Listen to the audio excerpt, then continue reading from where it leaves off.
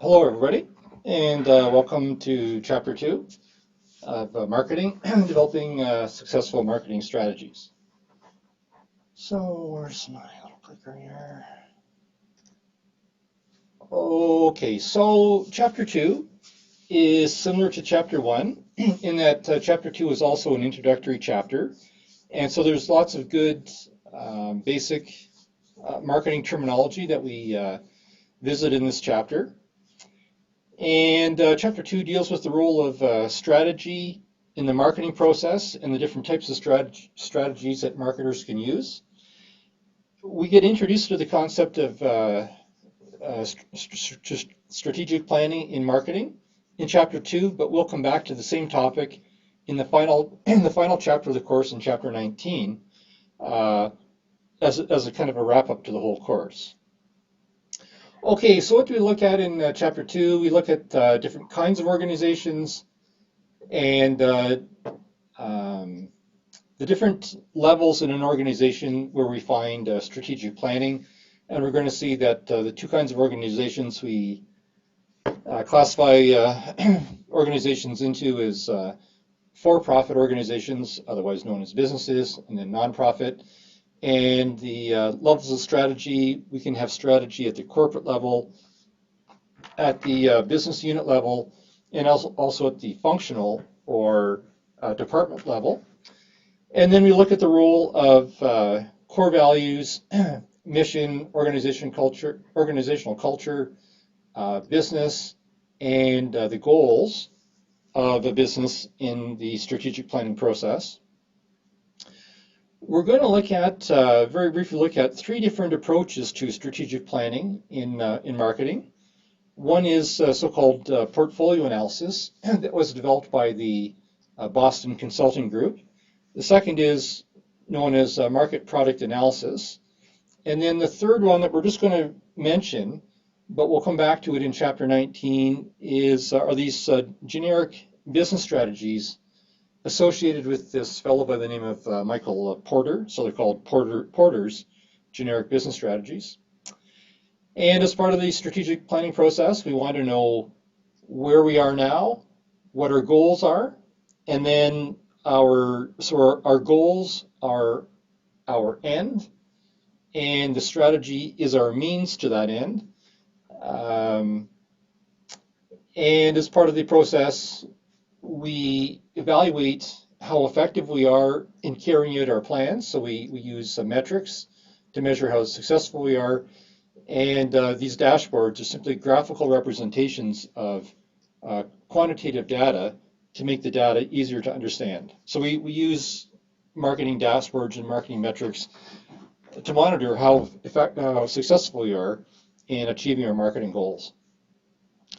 Okay, so in the strategic marketing process, we have three stages. We have the planning stage, we have the implementation stage, and we have the evaluation and control stage.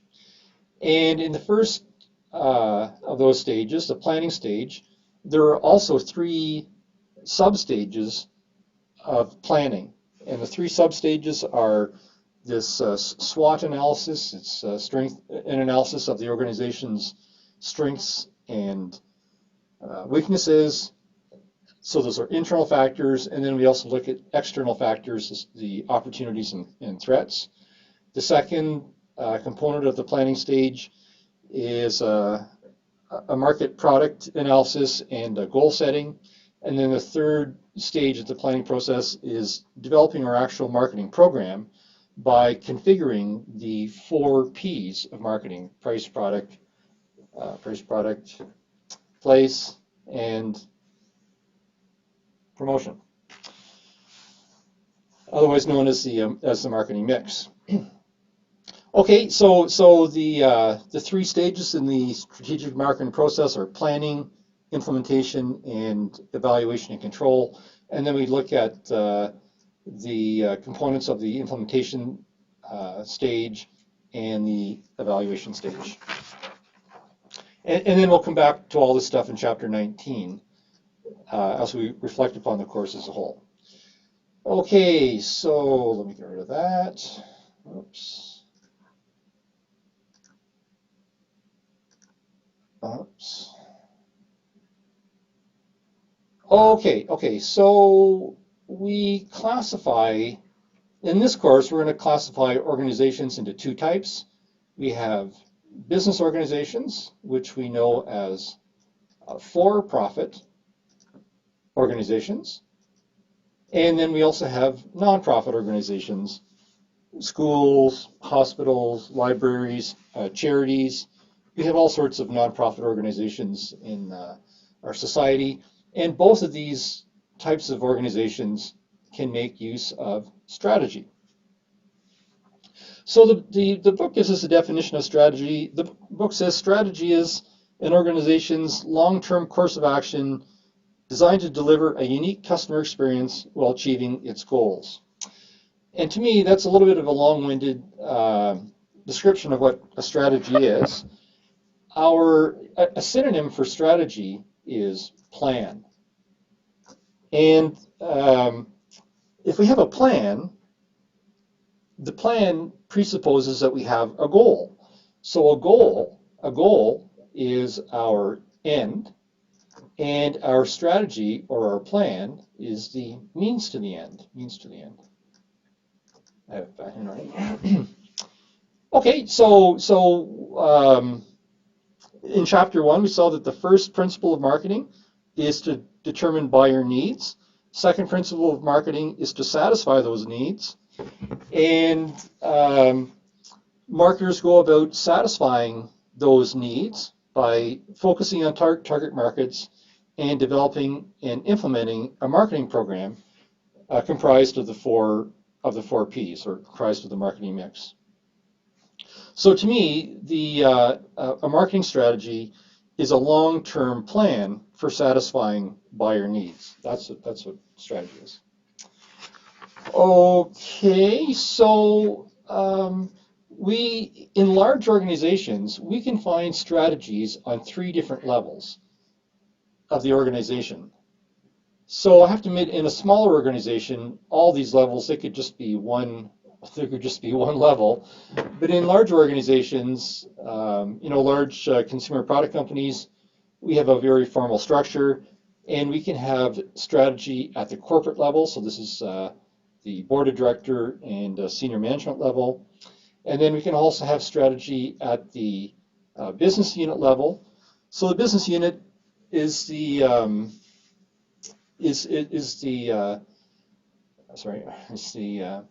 different fields the business operates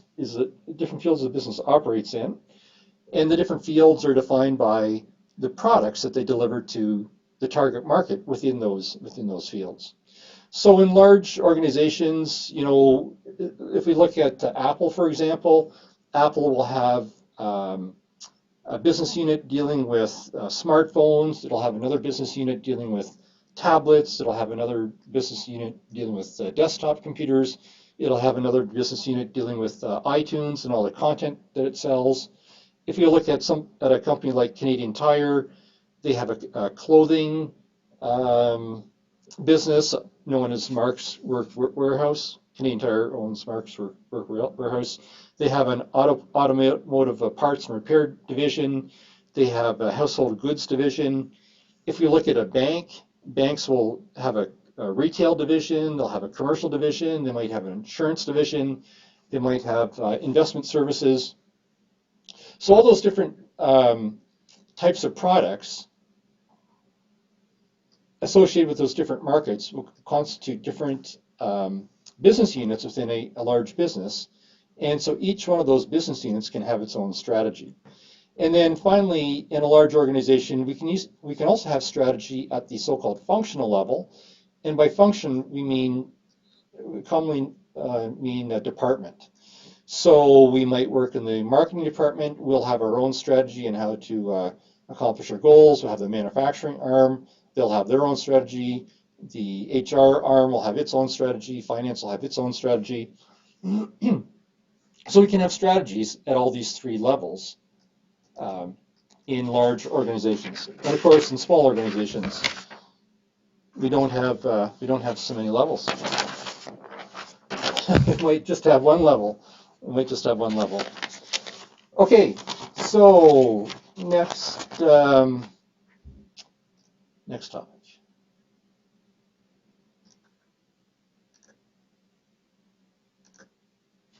Okay. Okay, so how a business approaches its operations is based on three things. A, its core values, its mission, and its own internal culture. So the core values are the guiding principles for the business. And in an entrepreneurial type business, the core values will often come from the founder of the business. Businesses also have a mission, and a mission is a description of the organization's purpose with respect to its customers, markets, and products. And in the book, we have some examples of mission statements for the Red Cross, Tim Hortons, and Canadian Tire. And I'm going to mention when you do your marketing plan, your major assignment in this course, it's a good idea to have a mission statement. Okay, and then another core part of the foundation of an organization is its own internal culture. And the culture is the value and the attitudes shared by the different employees. It's very difficult to write culture down, but most organizations, they just have a way of doing things, kind of an unwritten way of doing things, and that's part of its culture. And it's recognized that culture is an important aspect to a business and its success. Okay, so the chapter talks a little bit about so-called visionary organizations. So visionary organizations are sophisticated businesses that have a very clear understanding of their organizational foundation. So they have a very clear understanding of what their core values are, what their mission is, what their organizational culture is. And they also have a very clear appreciation of what their goals are or what their direction is. And so we can have goals. We can have business level goals for both the long term and the short term. And when we speak about business here, the business is really the industrial sector that the organization operates in. So, for example, in the restaurant industry, we have different segments of the restaurant industry. We have sit-down restaurants, we have fast food restaurants, we have takeout restaurants. So if we're in the restaurant industry, we want to clearly identify which business sector we're in, because there are many different sectors in the retail food industry. Okay, and then finally, in a visionary organization, we want to have a very clear understanding of what our strategies are. And as we mentioned before, we can have strategies by different levels in the organization: corporate level, strategic business unit, or the functional or department level. But likewise, we can also have strategies focused on the so-called offering, which in Alex's terminology is product. So if we're in the hamburger, if we're McDonald's and we're in the hamburger business, we'll have a strategy for marketing our hamburgers. Or if we're in the airline industry, we'll have a strategy focused on our airline service. And then we have these other kinds of offerings as well, ideas and experiences. Okay, so kind of a fun aspect of organizational, oops, I think I went backwards there. It's all right. Okay, so welcome to this fun part in a minute. So when we talk about what business a business is in, we mean the industrial sector that the organization operates in. And this sector, we're in the takeout fast food restaurant business. this concept of business, it applies equally to for-profit organizations as it does to nonprofit organizations. So for the Red Cross, then our business is soliciting blood donations and then delivering those blood donations to hospitals or to other organizations that need blood products. It could be research into blood diseases and whatnot. Okay, so we want to know what business we're operating in, which industry sector we're operating in, and then we also want to have goals. So we can have goals on, or many different types of goals. We can have profit goals. We can express our profit goal in terms of so many dollars per year or dollars per quarter, or we could express profits as a profit margin, so as a percentage of revenues, percentage of sales. We can have sales goals, so a dollar value. We can have market share goals. You know, we're in the Air Canada wants to have a 60% market share in the travel industry in Canada, so they'll have a market share goal. Companies can also have quality goals. So they want to have a product with a minimal level of defects, and they can specify what the acceptable defect level is, you know, 1 defect per 10,000 units, kind of thing. Companies also often express goals in terms of how satisfied their customers are, and they'll take surveys periodically, or they'll find ways to measure how satisfied their customers are. Organizations can have goals in terms of satisfying the welfare requirements of their employees, in terms of holiday, in terms of pay, in terms of benefits, in terms of how long the employee remains with the organization. And then we can also have social responsibility goals, and we come back to social responsibility. I can't remember. I think it's chapter 3 or chapter 4. Okay, and then when we're talking about goals, there's a handy way to remember effective criteria for goals, or goals or criteria that make for effective goals. And the criteria follow this acronym of SMART, where S stands for specific, M stands for measurable, A stands for attainable, R stands for relevant, and T stands for time-based. If you're going to set a goal, it makes sense to say you want to achieve your goal within a certain time period. Anyways, using SMART criteria for setting goals is a smart thing to do. It's useful. Okay.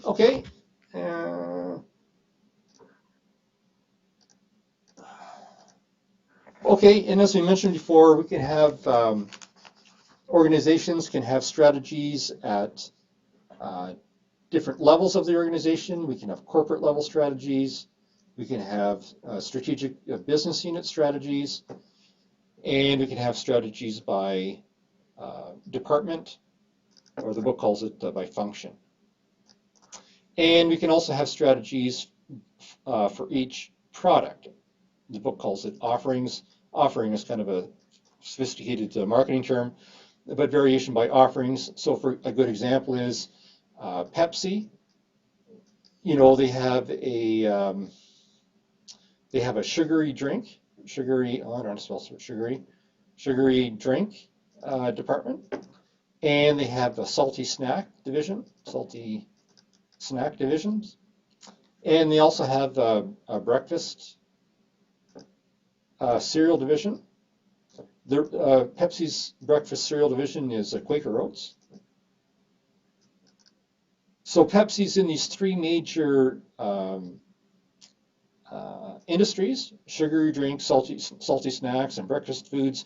And so each one of these departments or subsidiary operations in Pepsi will have their own strategies. So those are strategies by offering level. Okay, let's just move on. Oops. Okay, so when we talk about company setting, it's a marketing strategy. Uh, an organization develops its strategy by aligning its internal capabilities to its goals within the context of its industry. So when the organization looks at its internal capabilities, it looks at these things called competencies. So competencies are special capabilities that distinguishes the organization from other organizations. So it could be special skills, it could be special technology, or it could be some other kind of special resource.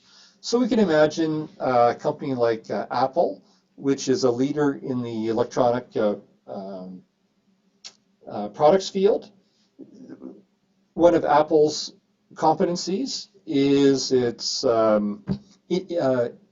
innovativeness in coming up with new products. Apple is well known for being innovative. And competencies should provide the organization a so-called competitive advantage. And a competitive advantage is a unique strength relative to the strengths of competitors. So in the case of Apple products are known as innovative, high quality, easy to use. Those are features of Apple products that give Apple a competitive advantage over its competitors like Samsung and BlackBerry and Microsoft and the like. And when we're assessing our own competencies, we sometimes engage in this process called benchmarking. And benchmarking is where we look at our competitors to see what they're doing well, and then we use the achievement level of our competitors as our own target to either meet or beat, to either to aspire towards or to exceed. So benchmarking, we see it all the time, and companies will have an independent reference. They'll have an independent reference, and they'll try to meet or beat this standard. Anyways, that's what benchmarking is. It's used not only in marketing, but in lots of other facets of business. Okay. So when we're trying to understand, we're trying to develop our strategy by aligning our capabilities with our goals within the context of the industry. And when we're talking about the industry, we mean both the customers, our customers, what customers want, and what kind of value they want us to deliver to them. And we also look at who our competitors are and see what they're up to, because we have to remain competitive in order to succeed in the long run. So we have to kind of look at this context while we're developing our strategy. Okay, so we're going to look very briefly at 3 different approaches to business strategy. The first one is this portfolio analysis, which is developed by an organization called the Boston Consulting Group. The second is this market product analysis. And then the third one that we're going to mention is Porter's Generic Business Strategies. Porter's Generic Business Strategies is described in Chapter 19 as opposed to Chapter 2. But Porter's strategies are commonly used. And when you're doing your marketing plan, you will probably use Porter's Generic Business Strategies as opposed to portfolio analysis. You might use for market product analysis, but you're probably not going to use the Boston Consulting Group's portfolio analysis. So it should say portfolio analysis. I have to change this. Change that. Anyways, oh, it is there. Sorry, it is there. So portfolio analysis, it's kind of drawing an analogy between the stock market portfolio and the different industries that an individual business is invested in. So we can imagine we have a stock market portfolio. We have a certain amount of money invested in a number of companies, and maybe in our portfolio, maybe we have investments in a dozen different companies. So if we have an investment in a dozen different companies, on a periodic basis, we would review our portfolio and see which of these investments we should keep and see which ones we might want to divest from. So we can use the same sort of approach in evaluating which market segments we want to stay in. If we're a large company, we might be in many different kinds of markets. So for example, Canadian Tire, they have clothing, Mark's Work Wearhouse. They have automotive repair and parts. They have household goods. And so Canadian Tire has this portfolio of businesses, clothing, automotive repair, and household goods. So we can imagine that on a periodic basis, Canadian Tire reviews its portfolio to see if it wants to remain in these different business segments. So Canadian Tire, even though by Canadian standards it's a large company, by international standards it's not very large. But there are many companies that are very large. So for example, Procter & Gamble. Procter & Gamble make all sorts of household products, Tide soap and Crest toothpaste, and I think they're in several dozen different product categories, 30, 40, 50 products. And so Procter & Gamble has an investment in all these different business segments. And so on a periodic basis, they'll review which segments they want to stay in and which ones they want to get out of. They want to stay in detergent, they want to get out of shampoo, stay in toothpaste, and get out of dental floss or what have you. So this portfolio analysis approach to strategic planning draws that analogy between the stock market portfolio and a business portfolio. When I speak of business portfolio, we're really talking about conglomerate business. So a business is invested in many different industries, many different fields. Okay, so the way the Boston Consulting Group's portfolio analysis works is you draw a little matrix with two axes. On the x-axis we have market share, and then we subdivide market share into high market share and low market share. Maybe high is 25% and low is less than 5%. And then on our y-axis we have growth rate in the market, and again we can have fast-growing business industries and slow-growing industries. So what we do is we draw this little matrix with these two axes, and then we subdivide each axis into two components, high and low. And then we plot our businesses on this matrix. And so we have four different quadrants on our matrix here. We can have, our businesses might be in a field where we have a low market share, but it's a fast-growing field. So, you could be a new solar panel manufacturer. So you're a new company, so you have low market share, but solar panels tend to be, the solar panel industry is growing fairly rapidly at the moment, but you could be the new kid on the block, so you still get a low market share. You could be a solar panel manufacturer, so it's a high growing field, it's a fast growing field, and you could have a high market share. You might have been established in this business for a number of years, and so you have a 20% market share versus a small guy has less than 1%. Okay, and then we can also have businesses that have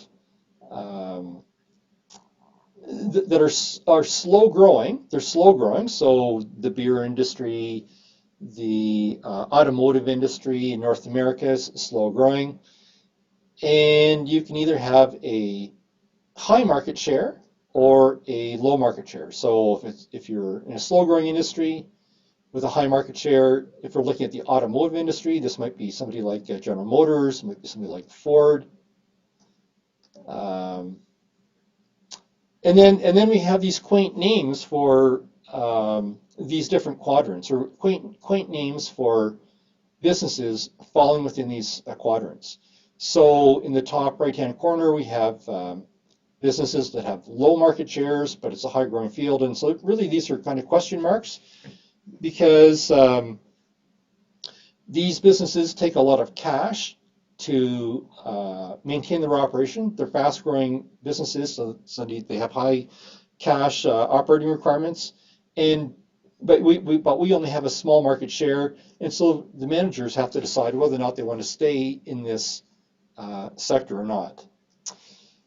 Before I kind of continue there, I was going to mention that in this Boston Consulting Group portfolio analysis approach, businesses tend to follow a cycle, and the cycle is counterclockwise, starting from this question mark quadrant. So we can kind of imagine you've got a new business, it's a new industry, it's high growing, you start with a small market share.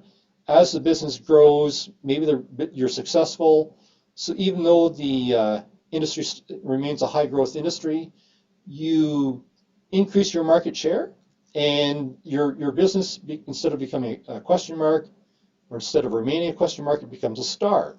So you have a high market share, and it's a high growing sector.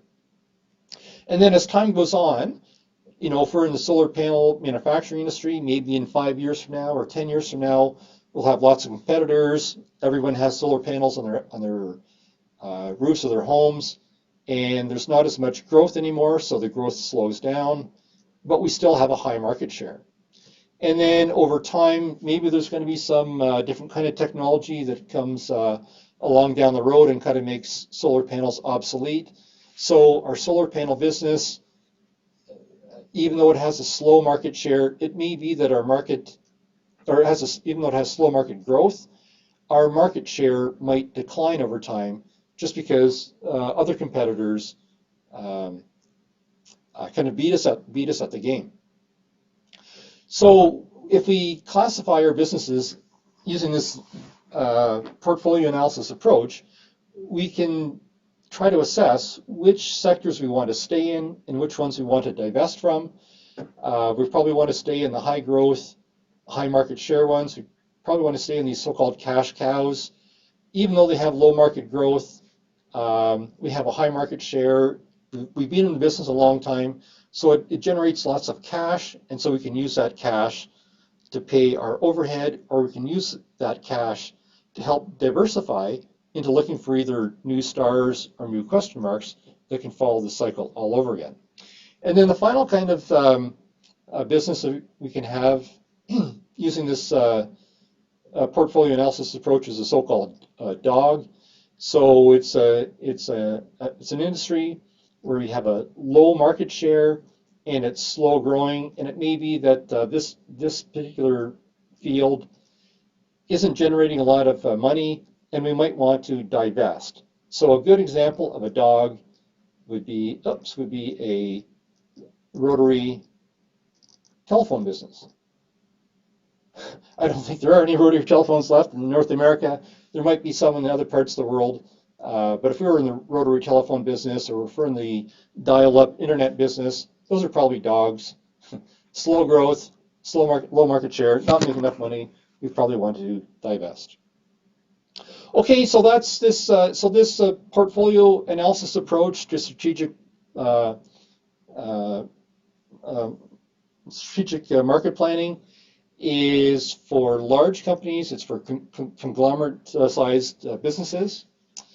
So the second approach to strategic planning that we look at is this market product analysis approach.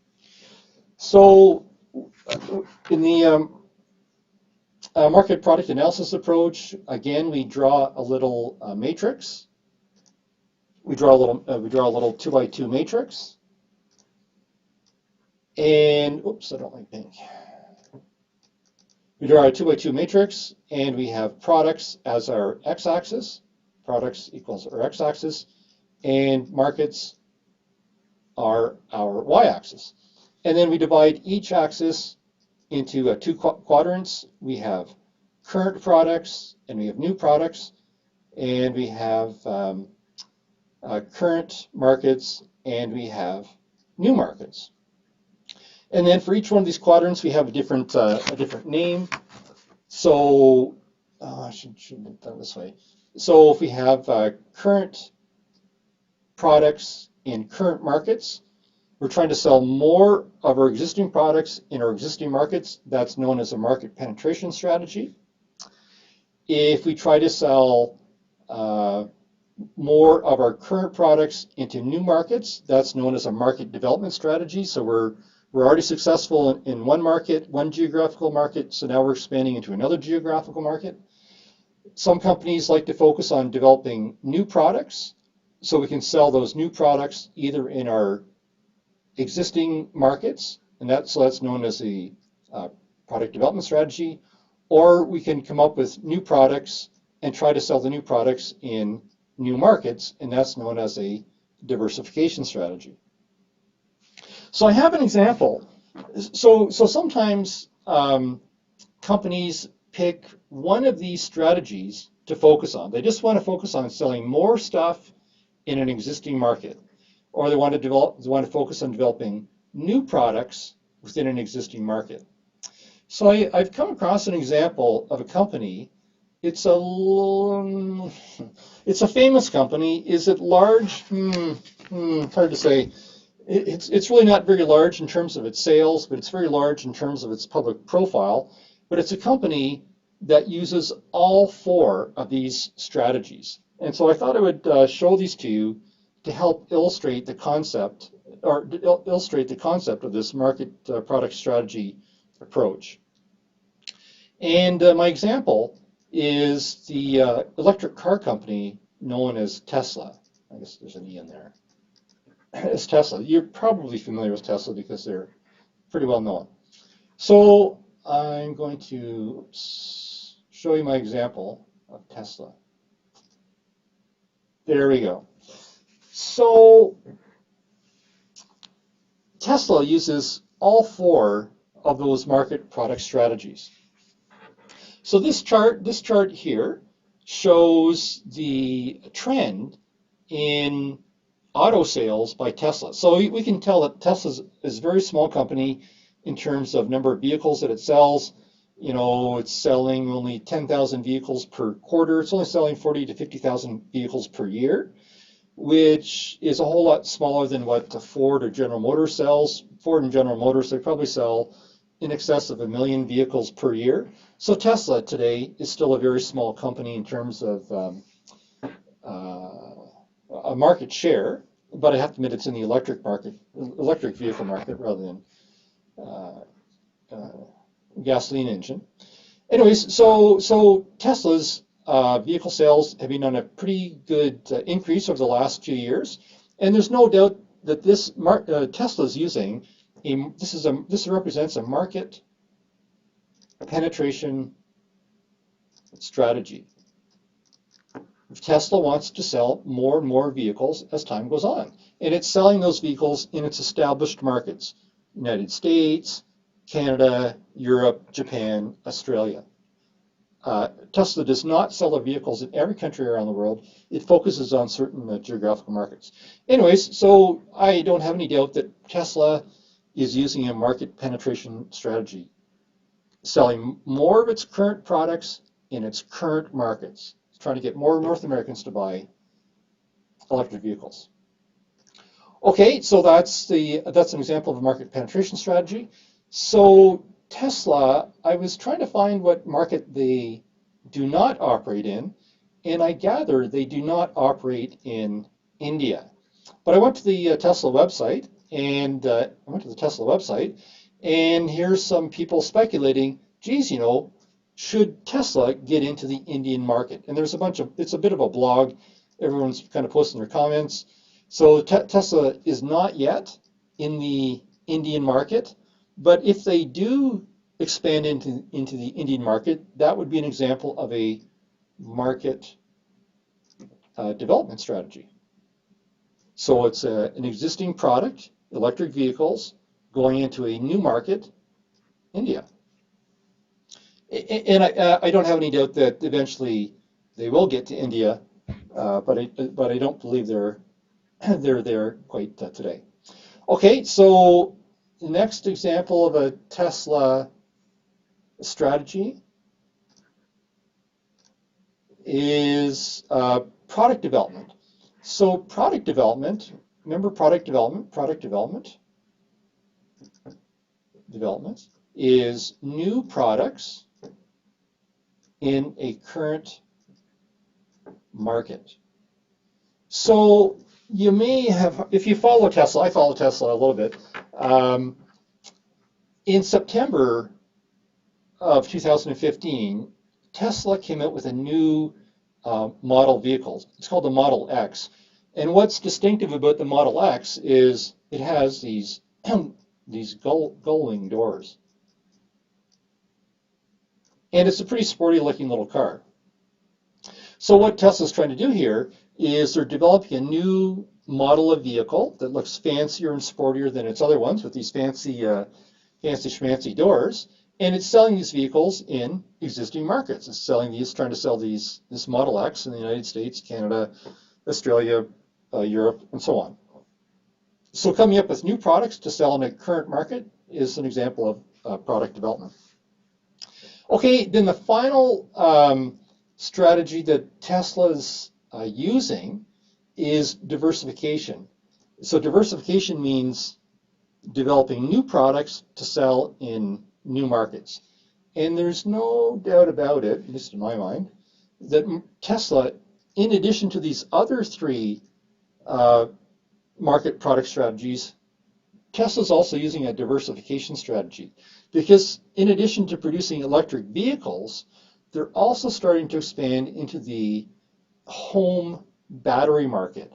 And so what they're trying to do is they're trying to sell these batteries to store electricity that's generated from solar panels to households so that households can lessen their dependence on the electric grid. And so they developed this battery that you can buy for your house. It can get charged up through your solar panels on the roof, and then you don't have to pay for electricity anymore from the neighborhood electricity company. So how do these? Oops, better clear that. So you generate the electricity during the daytime, stored in the battery, and then you draw down your battery at night. That's their plan.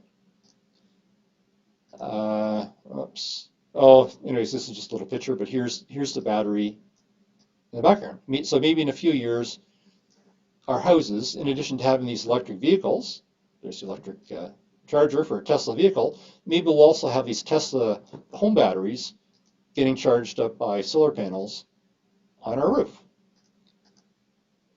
Okay, I got a bit of a diagram of how it works. Anyways, but the fact that Tesla is expanding its product offerings from simply electric vehicles into home batteries is an example of diversification. It's a new product getting into a new market. I mean, it's not, the new market is home batteries. The home battery market is a very new market. Anyways, okay, so there's my example of one company using all four of those market product strategies. Okay, so I mentioned that there's a third strategy that's not really mentioned in chapter 2, but it's mentioned in chapter 9, and sorry, it's mentioned in chapter 19, so we are going to come back to this one. And this third method of developing marketing strategies is known as Porter's generic business strategies. And I have an example. I went to chapter 19, and I went to chapter 19 and I pulled the diagram. Okay, so we'll come back to this in chapter 19, but the reason I'm bringing it to your attention now, so this is on page 526 of your book, so it's chapter 19. The reason I'm bringing it to your attention now is because Chapter 2, at the end of Chapter 2 in Appendix A, there's a sample marketing plan. And when you come to do your marketing plan assignment later in the course, you're going to want to mention what the strategy of your business is.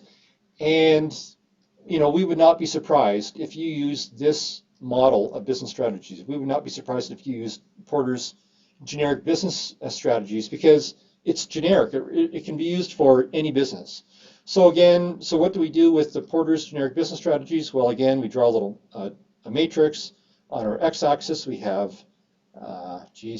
okay, so he calls it the source of competitive advantage, and two major sources of competitive advantage. One is low price. The other is product features, otherwise known as differentiation. And then on the y-axis, we have the market scope.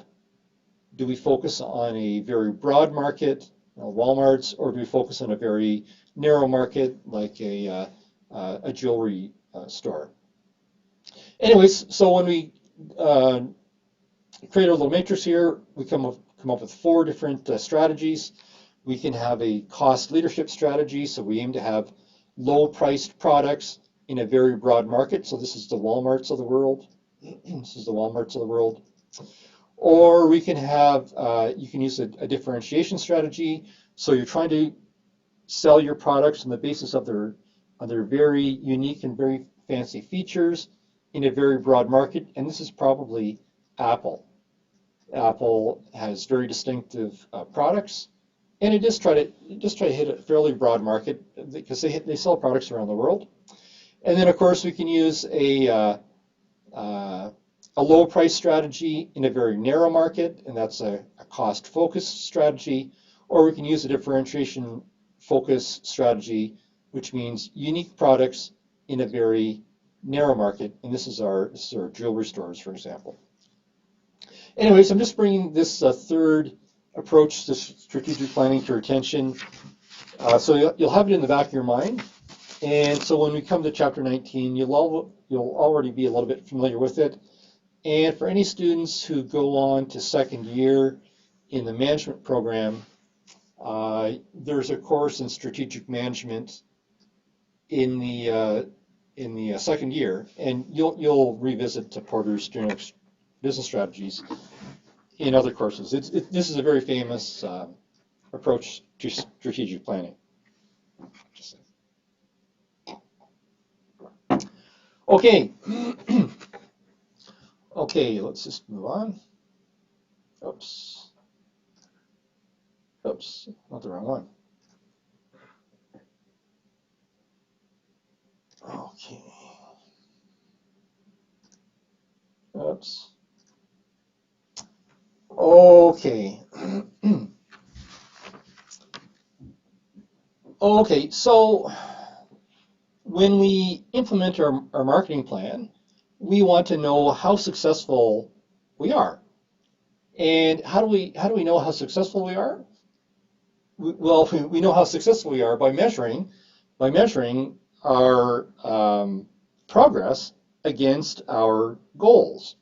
And so metrics are simply quantitative measurements to measure the effectiveness of a planned action. We want to drive to Edmonton in 3 hours, but it in fact takes us 4 hours because it's snowing. We measure our progress. Our target is 3, takes us 4, therefore we're 1 hour behind. But we have a quantitative measurement of our goal and a quantitative measurement of our result, and then we compare the two. So this concept of metrics we use them all over the place, and of course we can use the metrics in marketing. So in marketing, a marketing metric is simply a quantitative measure of value or trend of some marketing activity or some marketing result. So the metrics boils down to quantity, which equals numbers. But we know the way our brain works is our brains find it easier to interpret data that's displayed in graphical form rather than in simply numerical form. And so to help our brains quickly understand numerical information, we have this concept of dashboards. And dashboards are simply little graphical displays of information. So these little graphical displays, you might have learned about them. Maybe you know how to create some of these yourselves in Excel. Excel's got lots of little charting tools. And of course, these little dashboards, they can be used in all sorts of areas. They can be used in marketing, they can be used in finance, they can be used in manufacturing.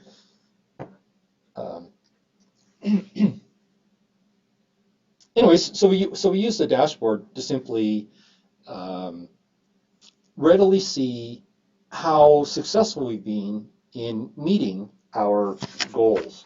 And of course, there's a little fancy example of a dashboard. I mean, the reason they're called dashboards is because they're made to resemble the dashboard of a vehicle.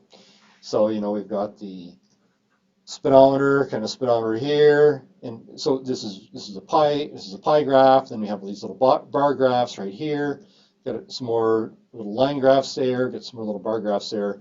Anyways, it's just a way of summarizing graphical information into a small area to readily understand the information. And I'm going to contrast that with a non-graphical representation of information. Oh, let me go back here. I have a very small chart. So, oops, wrong one, sorry. Okay, so I went to WestJet's website, and here's, this is from their 2014 annual report.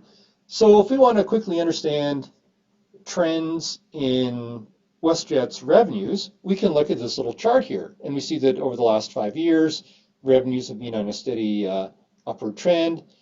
How many available seat miles have been available in their airplanes? This is really measure of their capacity. How many seats do they fly per year? This is millions of seats. And we see the steady upward trend. So we can understand these upward trends quite easily just by looking at these little pictures, these little bar graphs. Alternatively, we could go down to the data down here, and we could look at all this revenue information, and then we could do some math to kind of calculate in our mind, oh yeah, there's an upward trend here.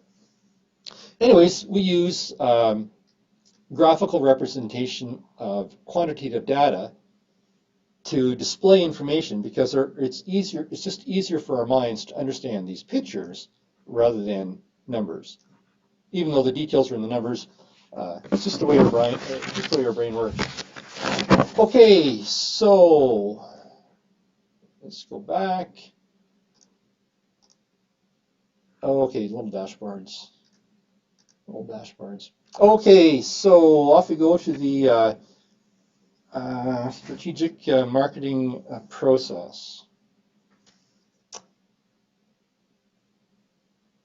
Okay.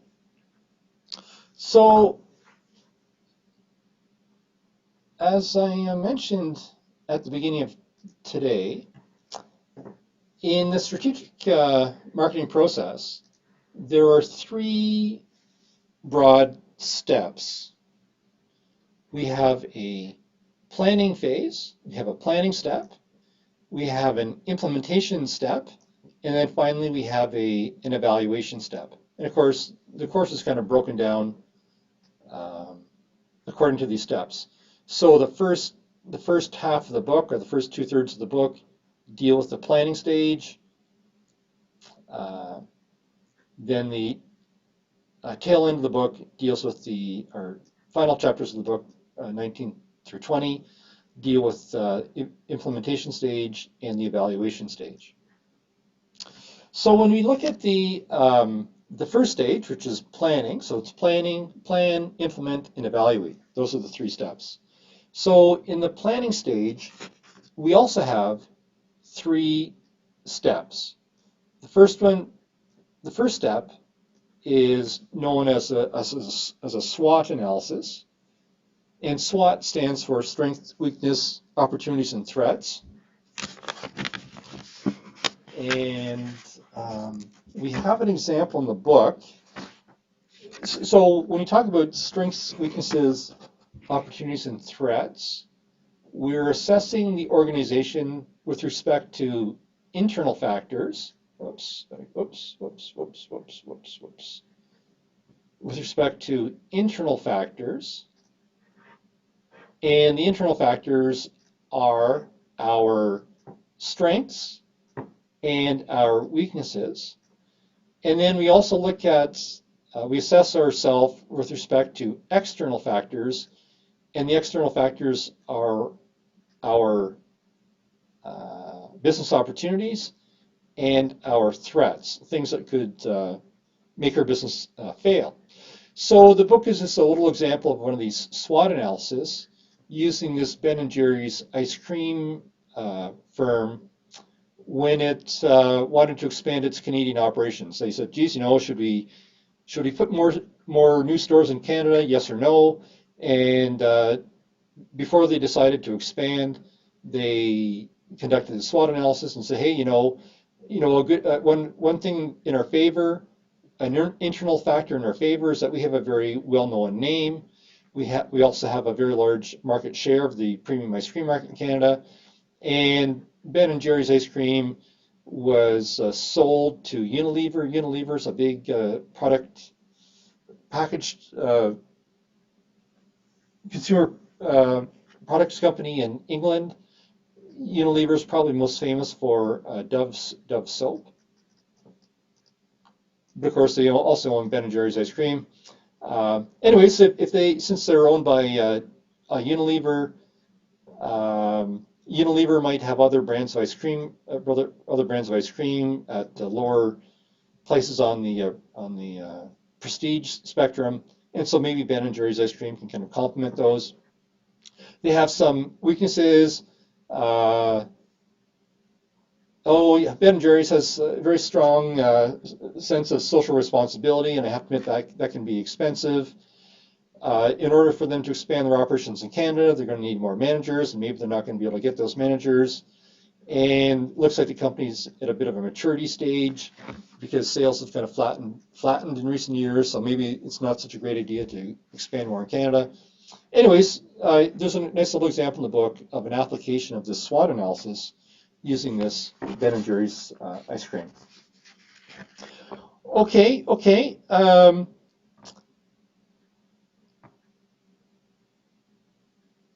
Okay, so we said that in the planning stage, we have 3 steps. We have the SWOT analysis, we have a review of the market product focus and direction for the company. We establish our goals for the company, and then we come up with our marketing plan. I'm just kind of stuck here.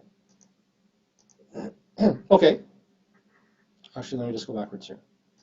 Okay, so we have in the planning, in the SWOT analysis phase of the planning stage. So we just looked at the Ben & Jerry ice cream example. Then we have a goal setting, and then we have the development of our marketing plan. And the marketing plan or the marketing program, this is developing our strategy for selling our product through our configuration of the 4 Ps: product, features, price, promotion, and place. Okay, so in the goal setting stage, we look at what markets we want to operate in. So we identify our target markets, and we identify our target markets. We establish these points of difference. So these are the unique product features that make our product superior to those of our competitors. So we kind of stand out in the market. And then we find ways to position our product so that customers notice the uniqueness of our products. And so we assess where we stand in the market. We establish our goals, and then we come up with our plan, our marketing plan to achieve those goals. Then we implement the plan, and then once the plan is implemented, we evaluate how successful we are, and we fine-tune our plan as we go along. Okay, so the third step of the planning phase is devising our marketing program. So this is covered in chapters 10 through 18. So we'll be coming back to all this stuff later. This is just, again, chapter 2 is another introductory chapter. Okay, so when we're devising our marketing program, the marketing program, sorry, is based on the 4 Ps, otherwise known as the marketing mix. And so we need to have a strategy for the product features. We need to have a strategy for price. We need to have a strategy for promotional activities. And we need to have a strategy for how we're going to make our product available. Are we going to make it available through bricks and mortar stores? Are we going to have it available through distributors? Are we going to have our own stores? Are we going to have it available through a website, e-sales? Anyway, so we have these 4 P's of marketing that we need to devise a plan for, and that's our marketing program. So that's our marketing program. Okay. So the final section here.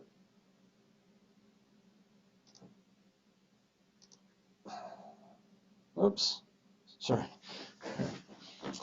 Okay, so we said that in the strategic marketing process, we have 3 broad stages. We have the planning stage, we have the implementation stage, and we have the evaluation/control stage. So we looked briefly at the planning stage. So now we're going to have a brief overview of the implementation stage, and we'll come back to this. I think it's in chapter 18, so we will come back to this later in the course. So at the implementation stage, we have 4 components. One is obtaining resources. So in order for us to roll out our marketing plan, we're going to have people to do the work. They're going to have to devise advertisements. They're going to have to place those advertisements on TV or radio or internet, wherever they go. And we're going to need people. We're going to need people to do that. And we're going to need money to do that. And then we're going to have to design our marketing department or marketing organization. We're going to have to develop a schedule. So for marketing our product across the country or around the world, we need to figure out which comes first. Are we going to start domestically? We're going to start internationally? Are we going to do them both at the same time? And then we need to implement. The program. So when we talk about designing the marketing organization, again, as I've mentioned before, this book is heavily focused towards large consumer product companies. So obviously in small companies, we're not going to have a multi-level organizational chart. Obviously, it's only going to be large companies that have many different levels like this. But if we were Apple, for example, or we were McDonald's or Coca-Cola, and we came up with new products and we wanted to implement them, we're going to have the marketing team in place to accomplish all this. So the marketing team, we've got our president or chief executive officer at the top. We'll have something like a vice president of marketing. Vice president of marketing will oversee the advertising and promotion manager, a sales manager, marketing research department, and we might have a product or brand manager, and then of course we'll have support staff. We may have regional. We might sell our products regionally. Western Canada, Eastern Canada, Central Canada.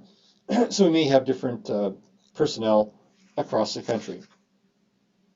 Anyway, so for a large consumer products company, Pepsi coming out with a new soft drink, they'll probably have a sophisticated marketing department that looks something like this. Okay. So that's a brief overview of the marketing organization design feature of the implementation stage. And then finally,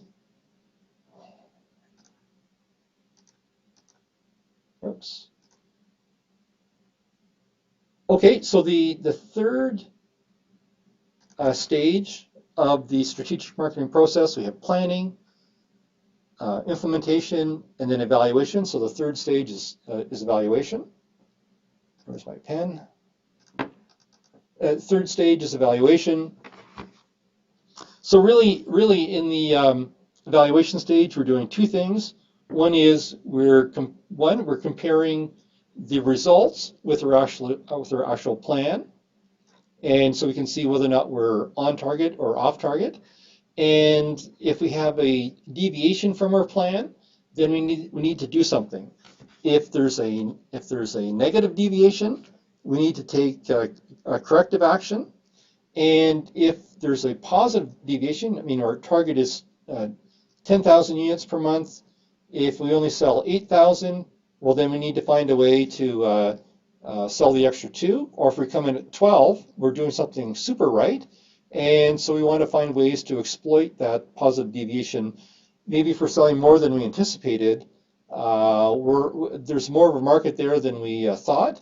And so maybe that would encourage us to diversify into other markets sooner. Or maybe we want to devote more advertising revenue to take it, maybe we're the leader in this field and we want to capture a larger market share. Anyways, so this is a brief overview of the strategic marketing process that we see in Chapter 2. As we go through the course, we'll look at a lot of these sections in more detail. And then, of course, when we come to Chapter 19, we'll look at the strategic marketing function in more detail as well. So I was going to mention that just before we leave Chapter 2 here, is that you do want to read Appendix A in Chapter 2. Appendix A in Chapter 2. Because Appendix A is a sample marketing plan, and it's the stereotypical textbook example of a marketing plan. Your major assignment in this course is a marketing plan due at the end of the term, and then you have a draft marketing plan that you're going to have to present after a reading week. So it's a good idea to read Appendix 2 of Appendix A of a Chapter 2 at this time, just to get your mind familiar with what the components of a marketing plan are, and to maybe help you start thinking about what business that you might want to focus on for your marketing plan. You'll recall from the course outline or the description for this assignment, you can do the marketing plan assignment in groups of 1 to 3 students. You can do it by yourself, or you can do it with a couple of other students. You need to pick your own group if you want to do it in a group. You need to pick your own business. This example in Appendix A, it's probably intimidating to look at because it's like the perfect business, it's the perfect marketing plan, and you're probably not going to have as much research going into your plan that's gone into the one in Appendix A, but that doesn't matter. The one in Appendix A is kind of like the perfect marketing plan. So it's a good idea to know what the ideal is, so when you work on yours, you have a model to kind of work from. Anyways, I just wanted to bring that to your attention before we finished off Chapter 2. Okay, so that's it for today, and we'll see you later in Chapter 3. Whoops.